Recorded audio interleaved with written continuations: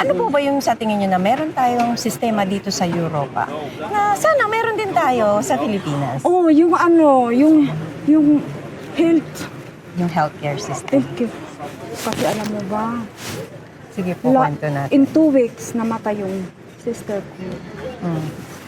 Hindi makapasok sa ospital pag walang cash. Sa Pilipinas po ito? Sa Philippines, oo. Tapos ngayon, nalibing yung kapatid ko. Yung brother ko naman, doon naman sa private. Hindi rin makapasok sa ospital pag walang cash. Kaya ako talaga, Pero okay lang. Okay lang. Paano po ang healthcare system dito? Maganda.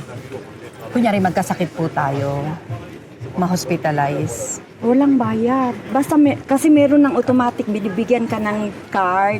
Yun, ipapakita mo. Tapos, yan. Sana ganito yung sa atin. Dito sa Europa, malaki daw ang tax, no, na binabayad nating mga residente. Sa tingin niyo po ba, nararamdaman niyo ang mga binabayad niyong tax dito sa Germany? Yes, tama lang na magbayad tayo ng tax. Kasi kinukuha doon ang libre ang doktor. Tapos magpensyon, kinukuha doon. At saka yung sa mga maestra, ang simbahan, saan yun? Doon yun sa tax. Kaya okay lang magbayad tayo ng tax.